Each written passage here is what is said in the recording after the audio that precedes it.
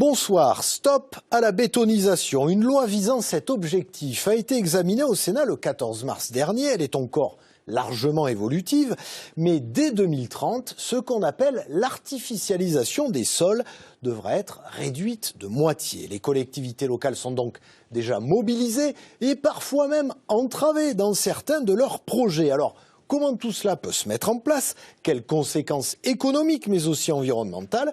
On en débat ce soir avec mes invités. La ministre principalement concernée, tout d'abord Dominique Faure, bonsoir. Bonsoir. Ministre délégué chargé des collectivités territoriales et de la ruralité. Un maire également avec nous, celui de Samatan dans le Gers. Hervé Lefebvre, bonsoir. Bonsoir. Vous présidez le syndicat mixte des SCOT de Gascogne. Les SCOT, ce sont les schémas de cohérence territoriale et on verra quel rôle ils ont dans ce dossier. Enfin, Jean Olivier, directeur de France Nature Environnement Midi-Pyrénées, devait être avec nous. Il a annulé sa venue 1 heure avant cette émission. La FNE invoque les violents incidents autour du projet de superbassine de Sainte-Soline ce week-end.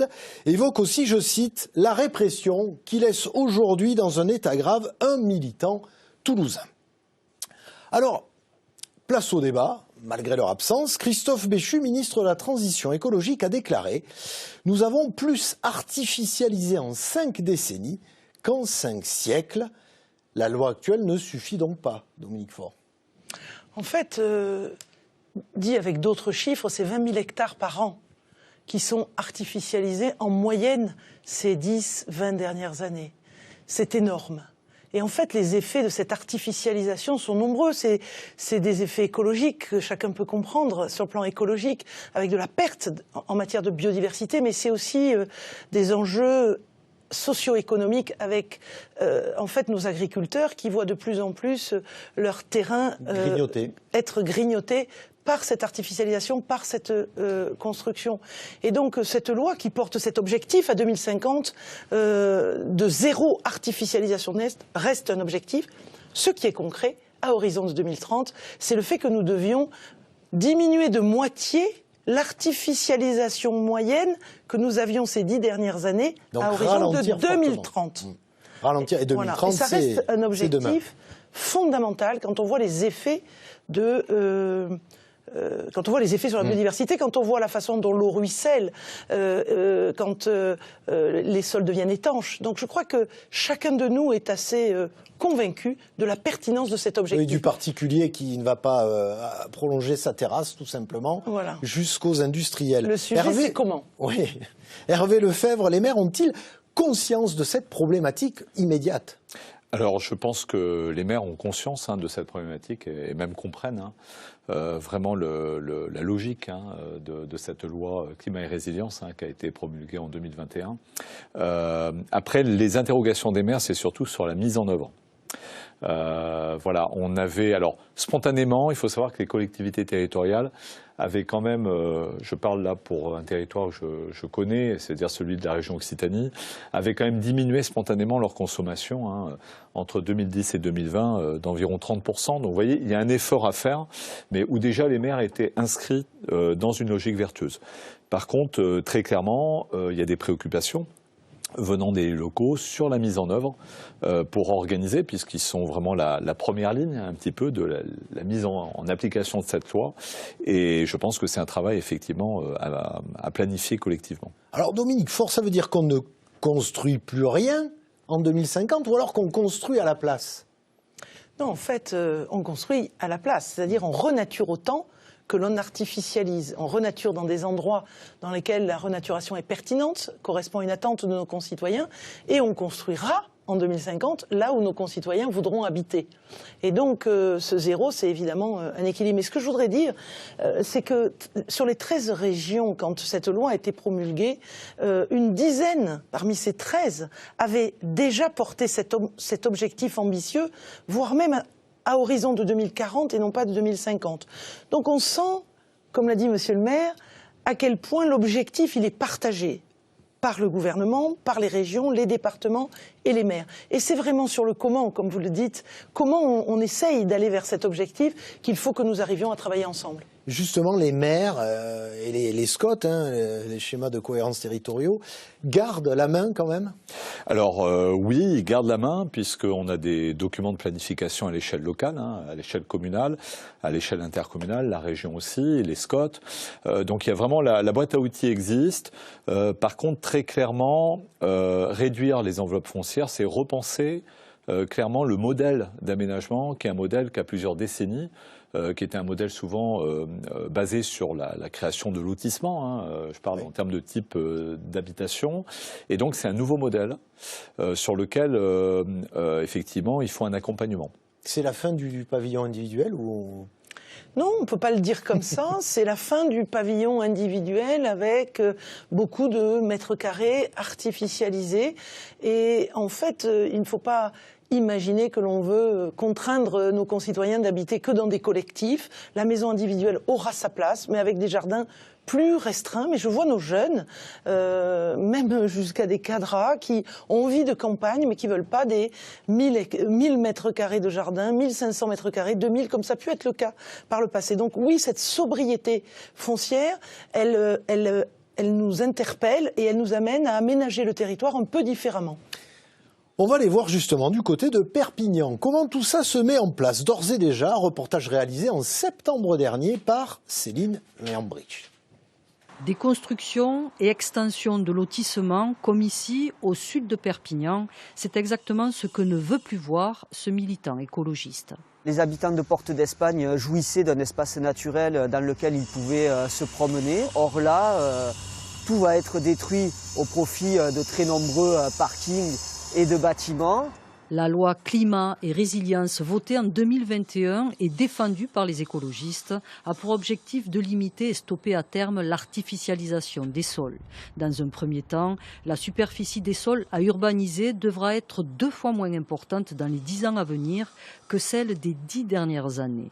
Mais pour cet élu communautaire, la loi est trop contraignante. Cette raréfaction du foncier risque d'entraîner 2 choses. La première chose, le prix va augmenter et il n'y aura que des gens qui ont de l'argent qui pourront éventuellement venir s'installer chez nous.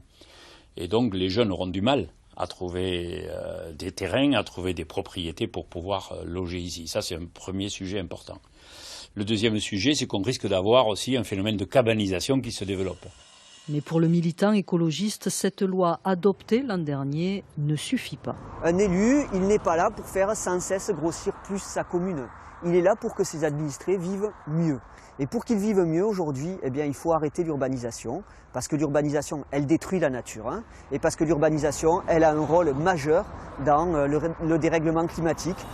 Délimiter les zones à ne plus urbaniser, mais aussi réinvestir les centres-villes en réhabilitant l'ancien deviennent des options incontournables. Avec la loi climat et résilience, c'est tout l'aménagement du territoire qui est à revoir. Hervé Lefebvre, est-ce qu'on doit redouter une flambée des prix, comme l'annonce l'élu dans le reportage? Alors, je pense que oui.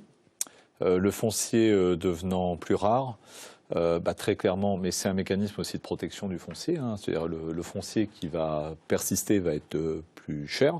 Ce qui veut dire aussi qu'on va devoir faire des choix en termes d'optimisation d'utilisation de ce foncier.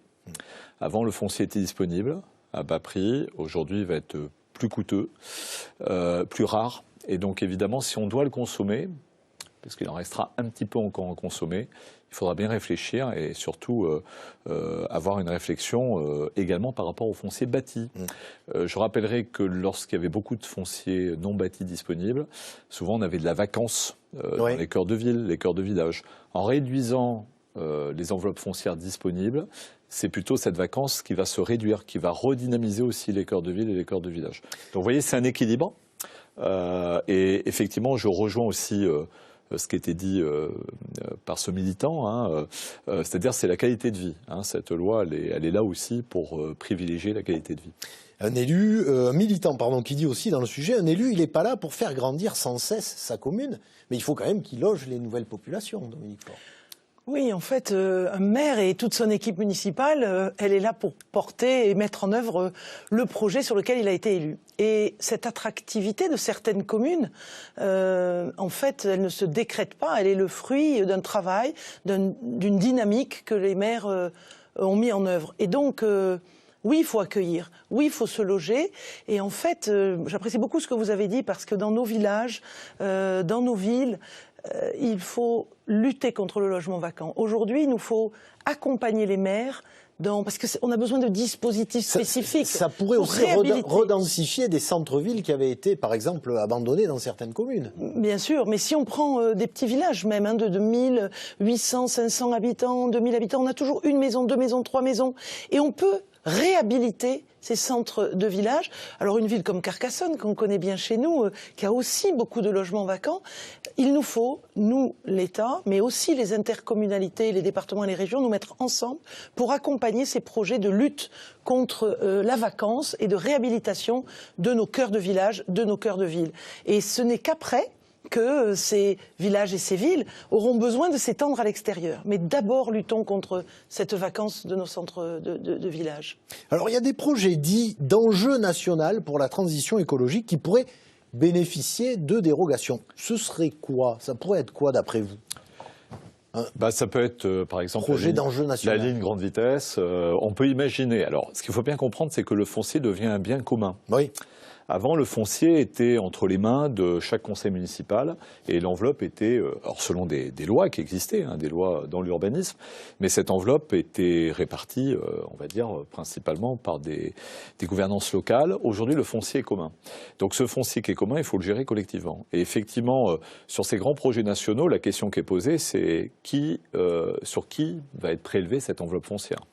Alors France Nature Environnement, qui notamment n'a pas voulu débattre ce soir et a annulé sa venue 1 heure avant l'émission, je le rappelle, elle s'oppose à ces projets parfois classés d'enjeu national comme l'A69 ou la LGV. Qu'est-ce qu'on leur répond, Dominique Faure? En fait, je ne pense pas que France Nature Environnement s'oppose à ces projets d'envergure nationale, peut-être sur certains.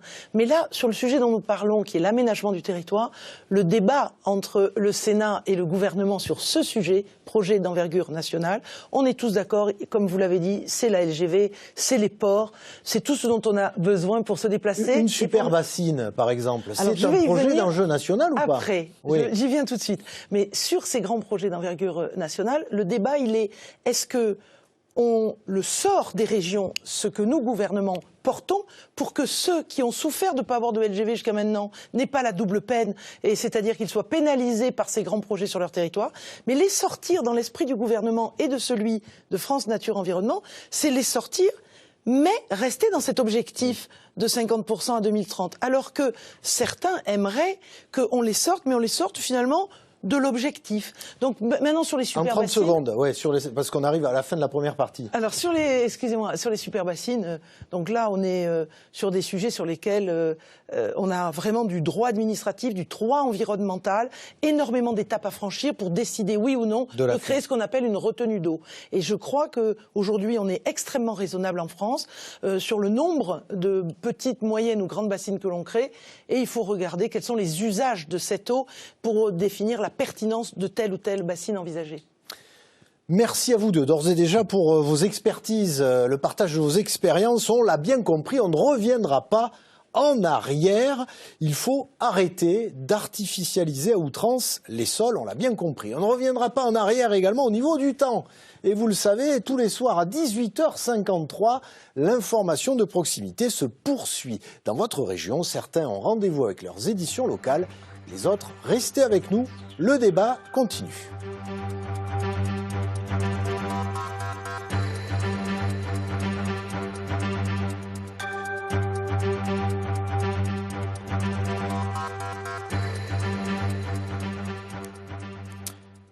Stopper la bétonisation, on continue à en discuter avec vous, Laurent Dubois, bonsoir. Bonsoir. Alors, le zéro artificialisation, c'est pour 2050, avec une première étape en 2030, on l'a dit.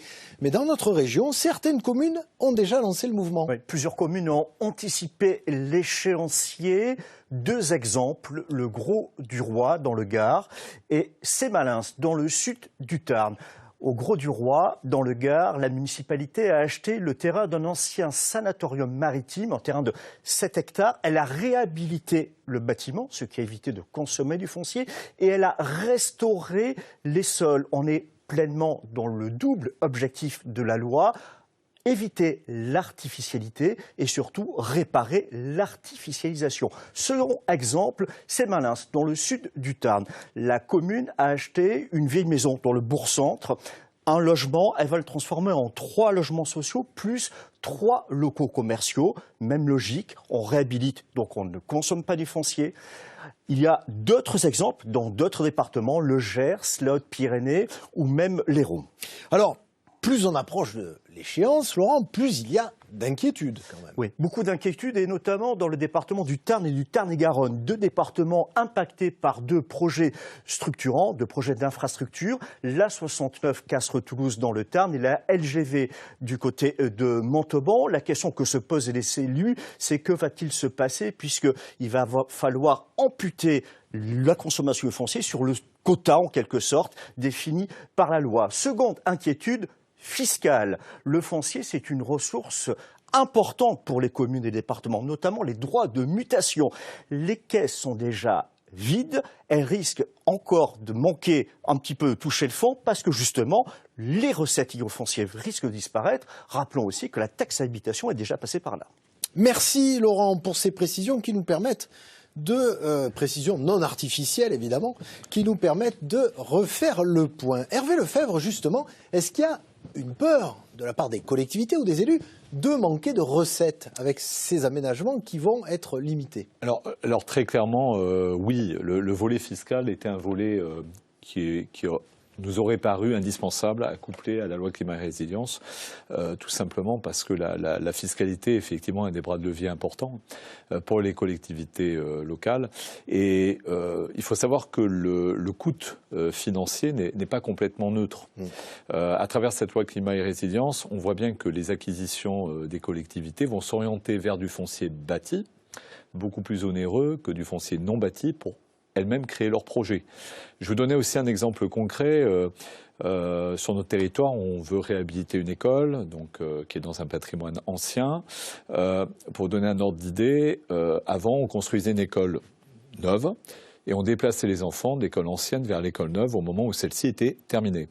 Aujourd'hui, on va changer le modèle, donc on va réhabiliter l'école ancienne. Donc, on va vider cette école et on va reloger les enfants dans une école provisoire. Pour 250 enfants, 20 mois de travaux, c'est 1,4 million d'euros pour l'école provisoire. Donc ça vous donne des ordres d'idées de grandeur pour la prise en charge du changement de modèle par les collectivités. Elle va devoir le prendre en compte, ça, la loi. Nous allons y travailler. Nous allons y travailler. Je voulais quand même souligner que la taxe d'habitation qui a été supprimée, elle a été entièrement compensée. Elle sera entièrement compensée.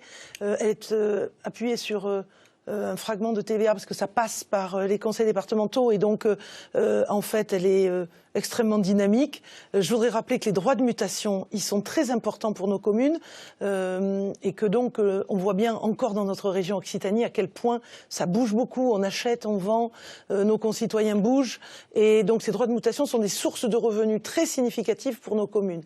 Donc oui, il va nous falloir de toute façon travailler sur des sujets que vous avez évoqués très importants, qui est la hausse des prix.